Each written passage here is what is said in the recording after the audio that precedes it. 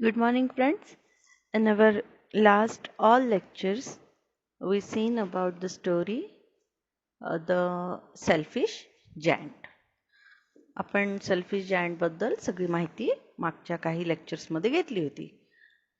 तर त्याच्यामध्ये आपण काय काय बघितलं होतं की एक राक्षस असतो आणि त्याचा एक छानसा किल्ला असतो आणि त्या किल्ल्याच्या भोवती छानशी बाग असते आणि त्या बागेमध्ये मुलं, पक्षी, अनेक झाडं, फुलझाडं अतिशय गुण्यागोविंदाने हे फुलत असतात. मुलं अतिशय आनंदाने त्या ठिकाणी खेळत असतात. दर ऋतूमध्ये, वसंत ऋतूमध्ये तिथे ती बाग जी आहे ती अतिशय आनंदाने बहरून जायची, फुलांनी फुलून जायची. पक्षी गोडगळ्याची गाणी म्हणायची, मुलं तिथे आनंदाने खेळायची. पण एक दिवस हा जो राक्षस आहे तो परत आला. तो जवळपास 7 वर्ष आपल्या मित्राकडे राहिला आणि तो परत आला. ज्यावेळेस तो परत आला त्यावेळेस त्यानं बघितलं की त्याच्या त्या किल्ल्याच्या आजूबाजूच्या बागेमध्ये ही लहान मुलं आनंदाने खेळतायत. त्यावेळेस मात्र तो चिडला आणि जोरात ओरडला. त्याच्या ओरडल्यामुळं ती मुलं घाबरली आणि सगळी मुलं पळून गेली. आणि राक्षसाने मात्र ठरवलं की ही बाग माझी आहे आणि या बागेमध्ये माझ्याशिवाय कोणीही येता कामा नये. म्हणून त्यानं काय केलं, त्या बागेला आजूबाजूला खूप मोठी उंच अशी भिंत बांधली आणि त्याच्यावर एक पाटीच लिहून टाकली की बेकायदा घुसणाऱ्यांवर कायदेशीर कारवाई केली जाईल. त्याच्यामुळे काय झालं, त्या बागेकडे कोणीच फिरकेना. आणि मग त्यामुळे काय झालं की मुलं जी आहेत ती आतापर्यंत त्या बागेत खेळत होती, पण आता ती कुठेतरी रस्त्यावर खेळायची. पण रस्ता असा खडबडीत दगडांनी असलेला, त्याच्यामुळे त्यांना तिथे देखील तो आनंद खेळण्यामध्ये वाटत नसायचा. आणि मग ती मुलं काय करायची, त्या भिंतीकडे बघायची आणि म्हणायची की किती छान खेळायचो आपण तिकडे, किती मजा करत होतो आपण त्या बागेमध्ये. मग काही दिवसांनी वसंत ऋतू आला. संपूर्ण प्रदेशामध्ये काय झालं की अतिशय सुंदर फुलांनी मोहरून गेलेले झाडं, वेली त्या ठिकाणी दिसल्या. छोटे छोटे पक्षी आले. पण त्या स्वार्थी राक्षसाच्या बागेमध्ये मात्र हिवाळाच राहिला. तिथे मुले नसल्यामुळे पक्षीही गाण्यासाठी आले नाही आणि झाडं पण बहरले नाही. एकदा एका फुलानं असं तिथे डोकं वर काढून बघितलं, पण काहीच नाही दिसल्यामुळे मुलं दिसली नाहीत, पक्षी दिसले नाही, म्हणून ते परत त्या मातीत शिरलं आणि झोपी गेलं. मग तिथे काय होतं, फक्त बर्फ आणि गोठलेले दव एवढेच त्या ठिकाणी होते. आणि ते दोघंही अतिशय आनंदाने काय म्हणत होते, वसंत ऋतू या बागेत यायला विसरून गेला, त्यामुळे आपण आता वर्षभर इथेच राहू शकतो. मग आता बर्फाने आपला जो मोठा शुभ्र अंगरखा आहे त्यानं त्या गवताला पूर्णपणे असं झाकून टाकलं होतं आणि दवानं संपूर्ण झाडाला चंदेरी रंग जणू रंगवून टाकलं होतं. आणि दिवसभर तो वारा जो आहे तो देखील काय व्हायचा, त्या पूर्ण बागेमध्ये घोंगावत राहायचा. आणि त्यानं काय केलं, तिथल्या धुरांड्या पण विझवून टाकल्या होत्या. आणि एवढंच नाही तर त्यांनी गारांना पण तिथे बोलवून घेतलं होतं आणि त्या गारा जवळपास दिवसभरातले 3 तास त्या बागेमध्ये जोरदार वर्षाव करायच्या आणि त्या किल्ल्याच्या छपरावरती कौलं तुटेपर्यंत त्यांचा जवळपास 3 तास वर्षाव चालायचा. मग याचा सगळ्याचा परिणाम काय झाला की तो राक्षस सुद्धा आता या सगळ्याला कंटाळला होता. यंदा वसंत ऋतू यायला एवढा उशीर का होतोय मला समजतच नाही. खिडकीत बसून बाहेरच्या थंड आणि भकास बागेकडे पाहत तो राक्षस म्हणाला, मोसम लवकरच बदलेल अशी मला आशा आहे, असं तो म्हणाला. पण काय आलं, वसंत ऋतू तर आलाच नाही, पण उन्हाळा सुद्धा आला नाही. वसंत ऋतूने सर्व बागांना सोनेरी फळे बहाल केली, पण राक्षसाच्या बागेला मात्र काहीच दिले नाही. तो फारच स्वार्थी आहे, असं शरद ऋतू म्हणाला. म्हणून तिथे कायम हिवाळ्याचेच राज्य होते आणि उत्तरी वारे, गारा आणि बर्फ झाडामधून तिथे बागडत खेळत राहत होतं. एका सकाळी जागा होऊन बिछाण्यावर पडलेला असताना त्या राक्षसाला कुठेतरी असं छानसं संगीत ऐकू आलं. ते कानाला इतकं आल्हाददायक, इतकं गोड वाटलं की त्याला वाटलं नक्कीच राजाचे गवई तिथून जात असावेत. खरं तर तो आवाज लिनीट या गाणाऱ्या पक्ष्याचा होता. पण कित्येक दिवसानंतर त्याने आपल्या बागेत पक्षी गाताना ऐकला होता. त्यामुळे राक्षसाला ते जगातील सर्वात मधुर असं संगीत वाटलं. पण गारांनी त्याच्या डोक्यावरचा आपला वर्षाव थांबवला आणि उत्तरी वाऱ्याने आपले घोंगावणे थांबवले आणि उघड्या खिडकीतनं एक आल्हाददायक सुवास त्याच्यापर्यंत पोहोचला. वसंत ऋतू अखेर आला असं वाटतं, असे म्हणत राक्षसाने आनंदाने बिछाण्यातून उडी मारली आणि तो बाहेर डोकावू लागला. इथपर्यंत आपण बघितलं होतं. आता आपण पुढे बघूया. What did he see? He saw a most wonderful sight. Through a little hole in the wall the children had crept in, and they were sitting on the branches of the tree. In every tree that they could see there was a little child, and the trees were so glad to have children back again that they had covered themselves with blossom and were waving their arms gently above the children's heads. Their wings were flying about, and twittering is their delight, and the flowers were looking up through the green grass and laughing. It was a lovely scene, only on one corner it was still winter.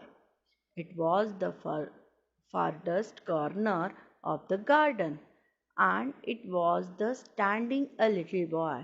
He was so small that he could not reach up to the branches of the tree, and he was wandering all around it, crying bitterly.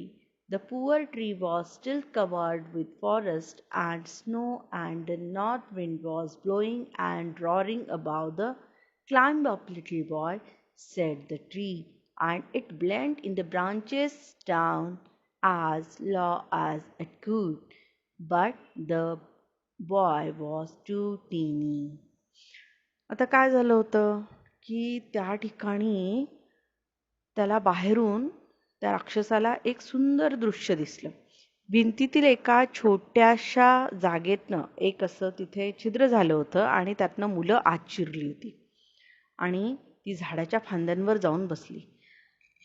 तर प्रत्येक झाडावर मुलं बसल्यामुळे काय व्हायला लागलं होतं की झाडं आनंदित झाली होती आणि ती स्वतःच फुलांनी मोहरून गेली होती आणि आपले फांद्यांचे हात ती हलकेच मुलांच्या डोक्यावर झुलवत होती.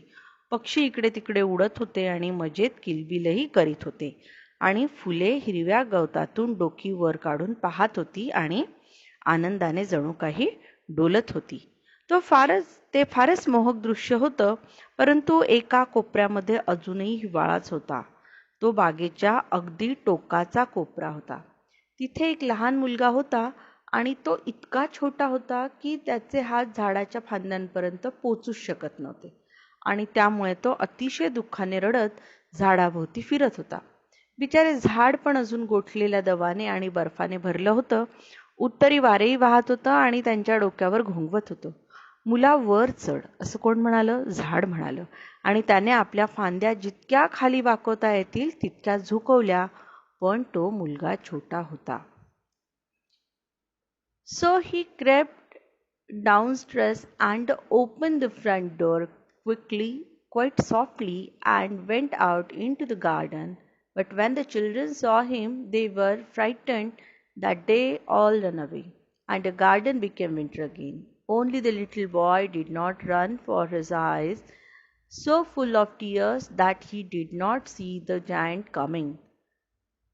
And the giant stole up behind him and took him gently in his hand and put him up into the tree. And the tree broke at once into the blossom, and the bird came and sang on it. The little boy stretched out his two arms and flung them round the giant's neck and kissed him.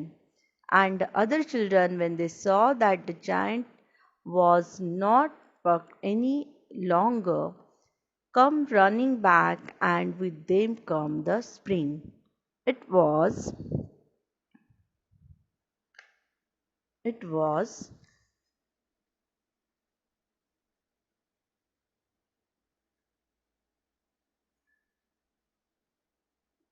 come running back, and with them the spring. It is your garden now, the little children, said the giant. And he took a great axe and knocked down the wall. And when the people were going to market at 12 o'clock, they found the giant playing with the children in the most beautiful garden they had ever seen. मग आता काय झालं होतं की तो आता मुलगा जो आहे त्याला झाड तर म्हणत होतं की अरे बाबा तू चढ, प्रयत्न कर. तो त्याच्या फांद्या जितक्या खाली वाकवता येतील तितक्या त्या झाडाने त्या फांद्या खाली वाकवल्या होत्या. पण तो मुलगा अतिशय छोटा असल्यामुळे त्याला काही ते शक्य होत नव्हतं. मग ते दृश्य बघून मात्र राक्षसाच्या हृदयाला पाझर फुटला. तो म्हटला, अरे मी किती स्वार्थी बनलोय. वसंत ऋतू इथे का आला नाही हे मला आत्ता कळलंय. आधी मी त्या बिचाऱ्या छोट्या मुलाला झाडाच्या उंच टोकावर बसवतो आणि मग ती भिंत पाडून टाकतो, म्हणजे माझी बाग मुलांचे खेळायचे कायमस्वरूपी अंगण बनेल. त्याच्या आपल्या कृतीचा त्यालाच काय होत होता, पश्चाताप होता. म्हणून तो काय झाला, खाली आला आणि त्यानं हळुवारपणे त्या बागेचं दार उघडलं आणि तो बागेत गेला. पण त्याला पाहून मुलं इतकी घाबरली की त्यांनी सगळ्यांनी तिथून पळ काढला आणि बागेत पुन्हा फक्त हिवाळा राहिला. फक्त तो छोटा मुलगा पळून गेला नाही, कारण त्याचे डोळे अश्रूंनी भरल्यामुळे राक्षस येताना त्याला दिसलाच नाही. मग राक्षस हळूहळू त्याच्या पाठीमागे गेला आणि त्याने त्याला अलगदपणे आपल्या हातात उचलले आणि झाडावर बसवले. क्षणार्धात ते झाड फुलांनी बहरलं. पक्षीही तिथे येऊन बसले आणि गाणी गाऊ लागले. त्या छोट्या मुलांनी मात्र मग लगेच राक्षसाच्या गळ्याभोवती हात टाकले आणि तो त्याचा लाड करू लागला.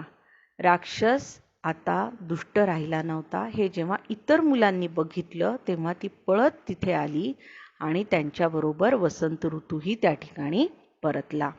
मुलांनो, ही बाग आता तुमची आहे, असं राक्षस म्हणाला आणि त्यांनी एक भली मोठी कुऱ्हाड घेऊन ती भिंत पाडून टाकली. आणि जेव्हा मोठी माणसं 12 वाजता बाजारात निघाली तेव्हा त्यांनी त्या राक्षसाला सर्वात सुंदर अशा बागेत मुलांबरोबर खेळताना बघितले. ही स्टोरी जी आहे ऑस्कर वाइल्डच्या स्वार्थी राक्षस या कथेतून घेतलेली आहे. या ठिकाणी आपण आपली ही छोटीशी कथा पूर्ण केलेली आहे. थँक्यू.